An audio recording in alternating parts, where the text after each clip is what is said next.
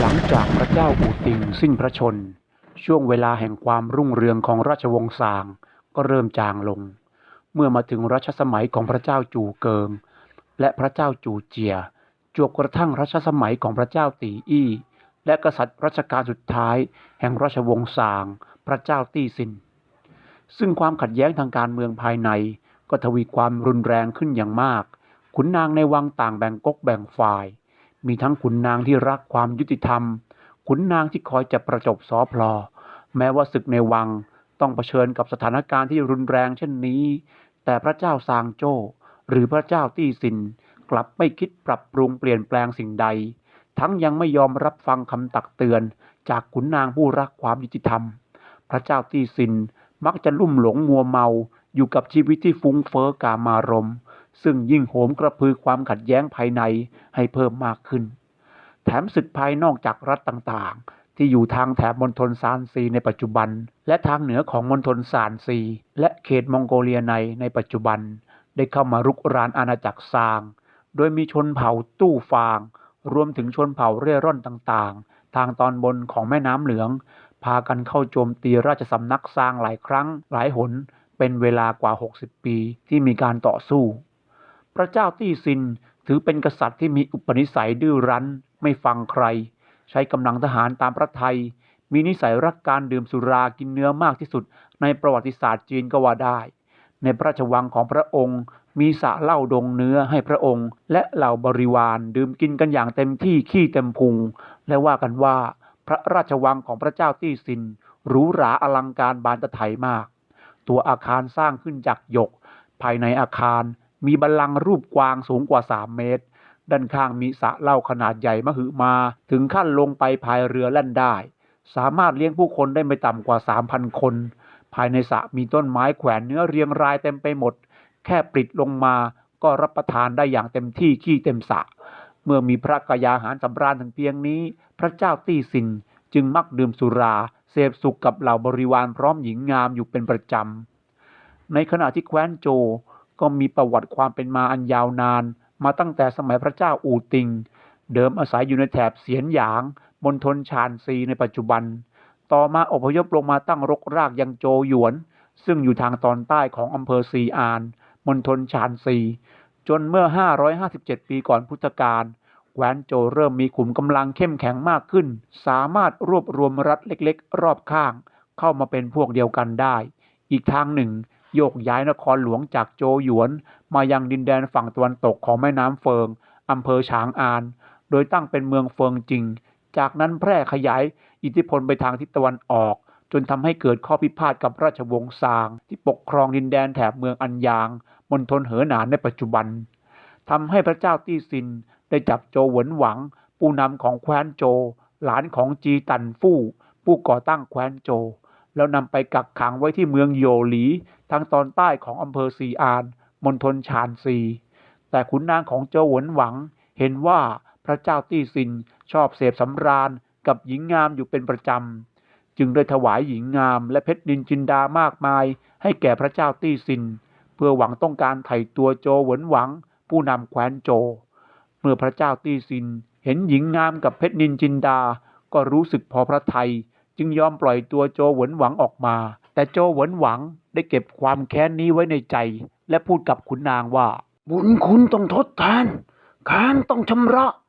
ลูกผู้ชาย10 ปีล้างแค้นก็ยังไม่สายจนมาถึง504 ปีก่อนพุทธกาลพระเจ้าตี้ซินแห่งราชวงศ์ซาง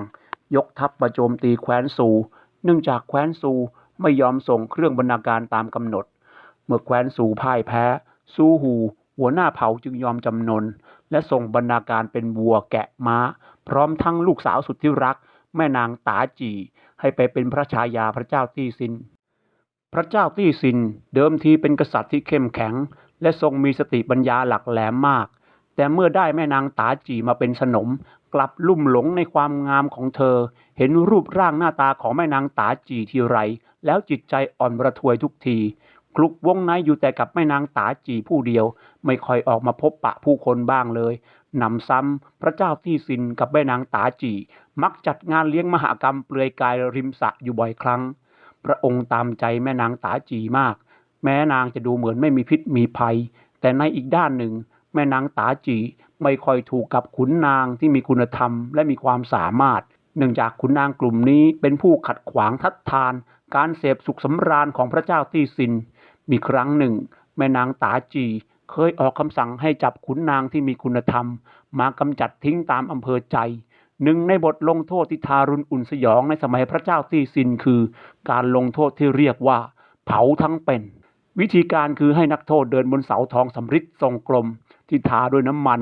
ด้านข้างสุมกองไฟไว้โดยรอบทุกคนที่เดินบนเสาทองสำริดไม่นานก็ตกลงบนกองไฟถูกไฟคลอกตายอย่างสยดสยองพองกล้าวญาติของพระเจ้าตีซินต่างกล่าวเตือนสติพระองค์แต่ก็ไม่เป็นผลจีจืนลูกพี่ลูกน้องก็เป็นคนตักเตือนพระเจ้าตีซินแต่พระองค์ไม่รับฟังทรงจับจีจืนขังคุกทำให้จีจืนต้องแกล้งเป็นบ้าจึงรอดมาได้ปีก้านผู้เป็นอาของพระเจ้าตี้ซินทนไม่ไหว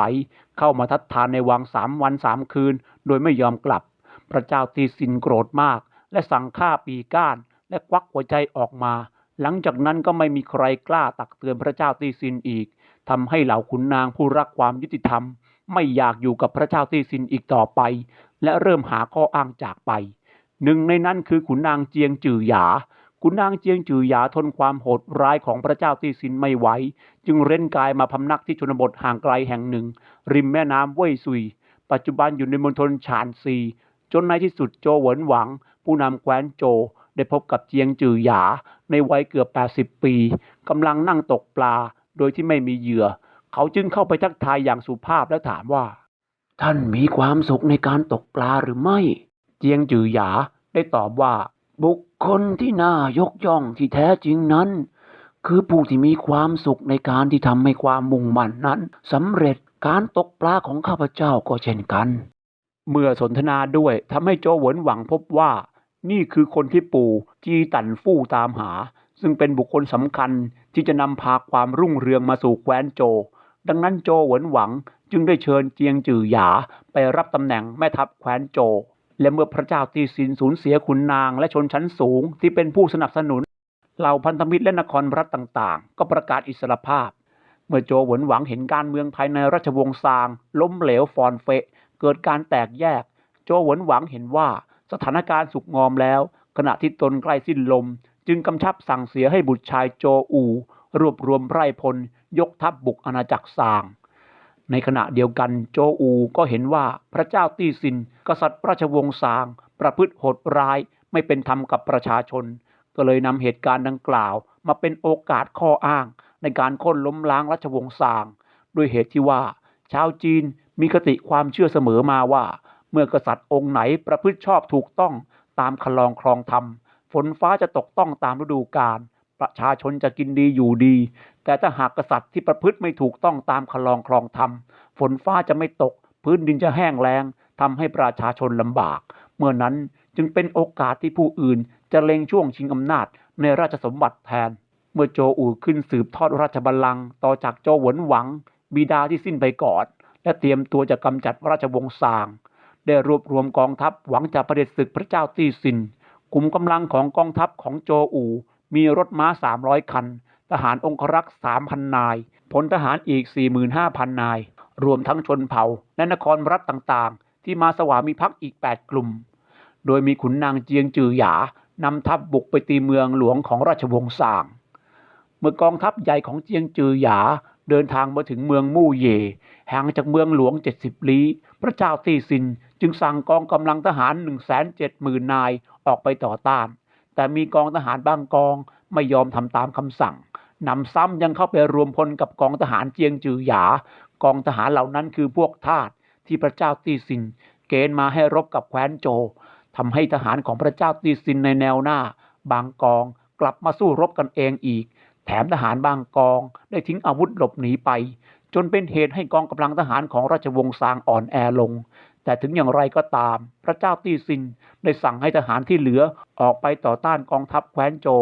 ที่เมืองมู่เย่จากนั้นกองทัพทั้งสองก็ได้รบกันจนเกิดเป็นยุทธการมู่เย่เมื่อ503 ปีก่อนพุทธกาลจากนั้นราชวงศ์ซางก็พ่ายแพ้ต่อแคว้นโจราบคาบฝ่ายพระเจ้าตี้ซินได้หลบหนีไปภายหลังไปเสียชีวิตที่ลู่ไถ เป็นอันสิ้นสุดราชวงศ์ซางที่ปกครองจีนมานานกว่า600 ปี คณะศาสตร์สามัคคีสุขา ความสามัคคีของคณะเป็นสุข